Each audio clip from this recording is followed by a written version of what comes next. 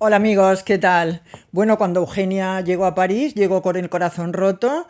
Su hermana se había casado con el duque de Alba. El duque de Alba era no solamente el mejor partido de España, sino que era el gran amor de Eugenia. Eugenia se había intentado suicidar el día en que se habían casado. Este escándalo manchó a la familia. Y en la pequeña corte madrileña les empezaron a dar la espalda a la condesa de Montijo y a su hija Eugenia.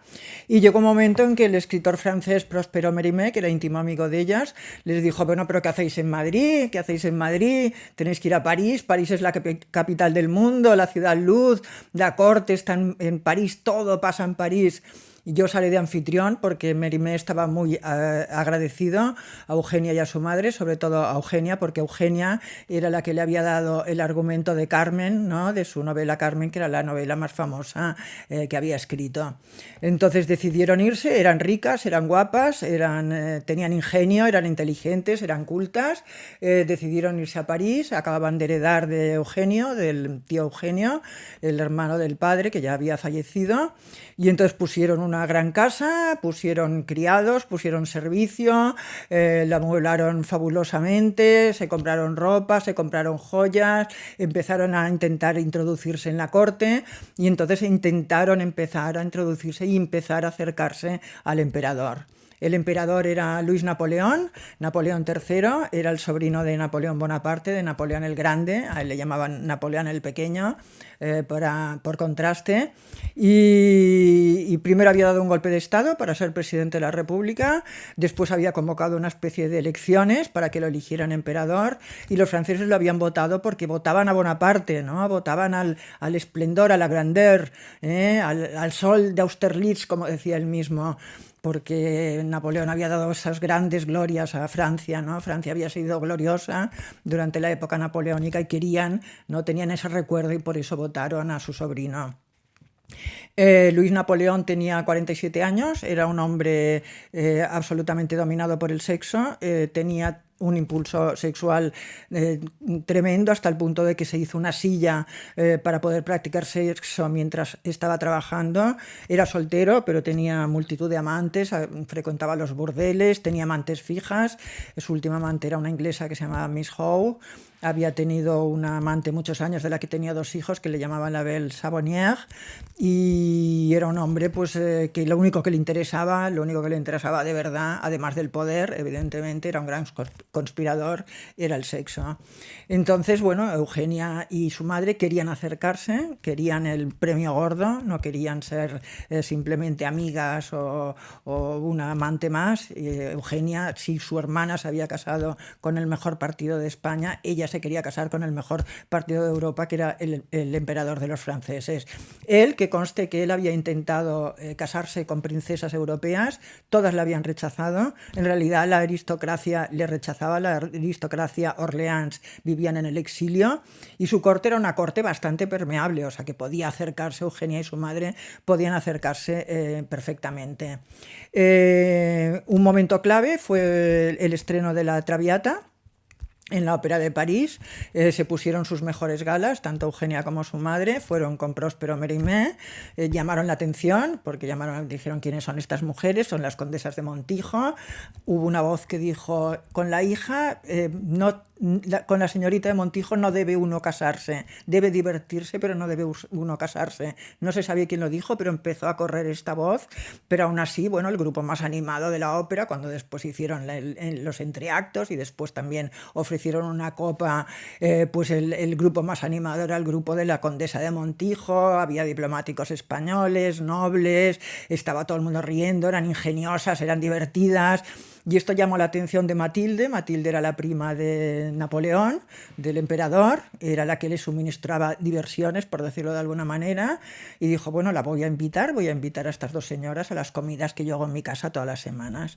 Las invitó, se sorprendieron ellas al encontrar ese billete de invitación, se pusieron sus mejores galas, ya iban un poco, en esa época ya iban bastante más tronadas, habían tenido que dejar su gran casa para estar en una pensión de mala muerte, los trajes los los debían, comían muy precariamente, el servicio lo habían despedido, se habían quedado con Pepita, la misma criada que tenían en España, no tenían a nadie más, pero querían desde luego lucirse y se gastaban lo poco mucho que tenían, se lo gastaban en ropa, y Palmir, que era su modista, que era la modista de moda, les dejaba la ropa un poco a cuenta también porque ellas la paseaban y eran un poco las influencers de la época, ¿no? Gracias a ellas pues también se vendía su ropa, y por ejemplo eran tan influencers que cuando tuvieron que vender las joyas a Eugenia no se le ocurrió otra cosa que adornarse con flores naturales, con violetas, y eso que no se había hecho nunca, nunca se había hecho, lo hacían las gitanas en España, pero las señoras nunca lo habían hecho, lo puso de moda en París, y entonces en un periódico francés, en Le Figaro, decía: las señoras bien francesas han tirado sus joyas al Sena y ahora van con flores naturales, y eran estas violetas de Eugenia porque no podía ponerse otra cosa. Bueno, el caso es que asistió a esta comida de Matilde. Llegaron con sus mejores galas, Matilde les había reservado un sitio al lado del emperador, le habían reservado a Eugenia un trono, una especie de trono un poco más alto, y fue la primera vez que lo vio. Era un hombre bajito, era bastante más bajo que ella, tenía un semblante, bueno, visto a los ojos de hoy, la verdad es que parece bastante guapo, distinto de su tío, así con la cara larga, una perilla, ¿no? Un bigote, llevaba el pelo como él, lo imitaba, se metía la mano también así en el uniforme, ¿no? Quería imitar a su tío, al gran Napoleón, ¿no? Y cuando llegó, bueno, pues llegó con esa cara hastiada, no aburrida, de los hombres que ya están hartos de todo. Miró a la chica, dijo: pues parece guapa, ¿quiénes sois? ¿Quiénes sois? Contadme, habladme de vosotros, de tono así aburrido. Y entonces ella hizo una cosa muy ingeniosa, porque a la gente importante, los demás siempre intentan deslumbrarlo contando sus hazañas, y esto a la gente importante no le interesa, se aburre, pero ellos se quieren ponerse a la altura y dicen: no, es que no lo parezco, pero ella, en vez de hacer esto, lo que hizo fue explicar su vida, pero de una forma graciosa, de una forma ridiculizándose a sí misma, contando hazañas divertidas, ¿no? Contó ese nacimiento en medio del terremoto, ese que os conté en el episodio anterior, que era mentira, bueno, que se lo había inventado ella, contó lo de su padre, contó incluso su intento de suicidio, pero bueno, lo explicó de tal manera que el emperador acabó riéndose a carcajadas, y al final miró la tarjeta de ella y le dijo: ¿cómo os llamáis? ¿Eugenia o Eugenia? Porque es un nombre difícil para pronunciar para un francés. Y ella dijo: llamadme como queráis, pero llamadme siempre. Y esto a él, entonces fue Eugenia con Próspero Mérimée y con su madre, y él se quedó pensando, ¿no? Le gustó, y entonces la madre dijo: qué bien, Eugenia, le has gustado.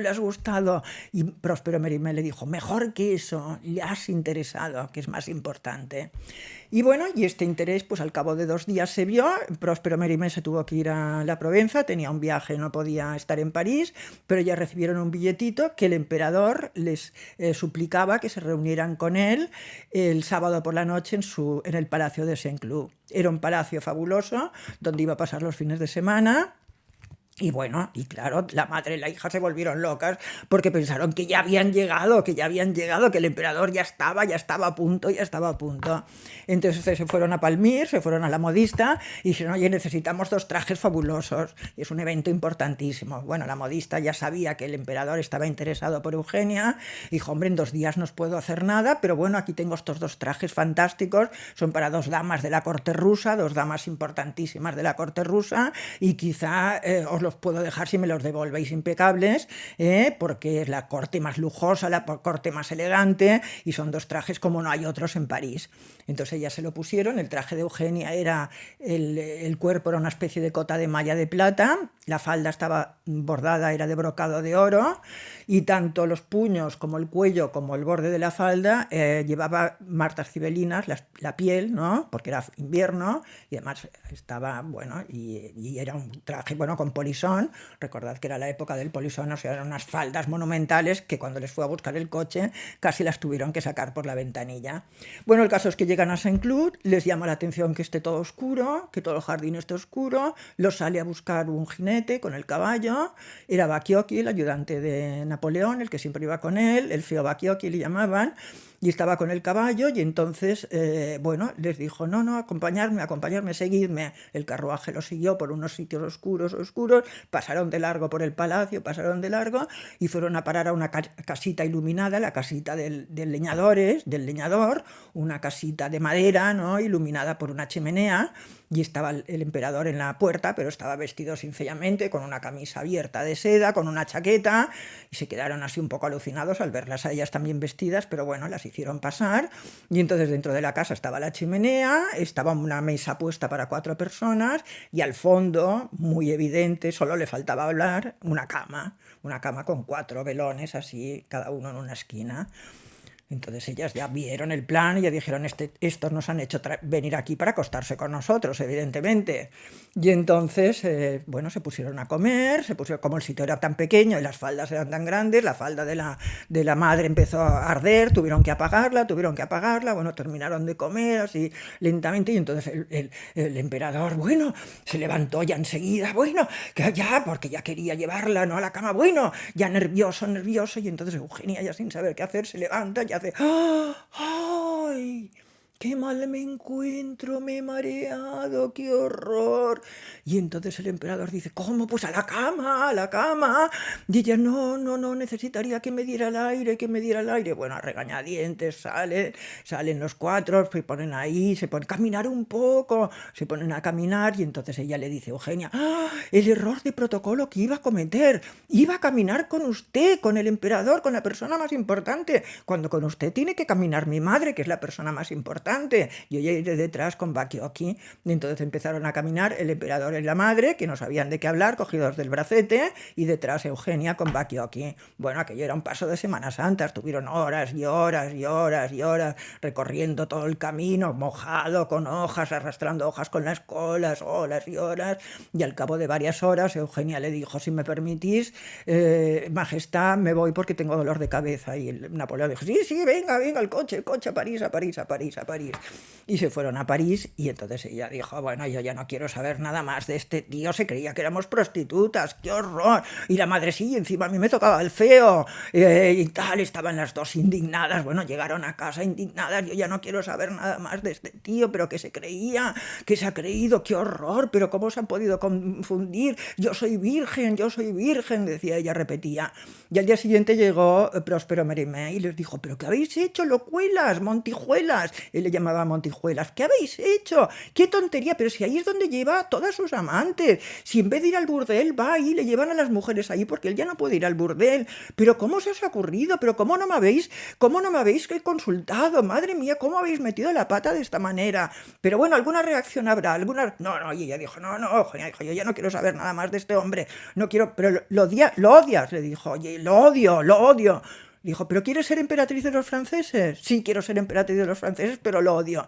Dice, muy bien, si lo odias, serás emperatriz de los franceses. Si lo amaras, sufrirías mucho y no llegarías a nada. Pero como lo odias, si sigues mis consejos de pe a pa, del 1 al 100, llegarás a ser emperatriz de los franceses. Le dijo, primer consejo. Y os lo contaré en el próximo episodio. Si os ha gustado, repetiré la historia y continuaré con la historia de Eugenio de Montijo. Espero que lo hayáis pasado bien, tan bien como yo contándolo. Un beso muy grande.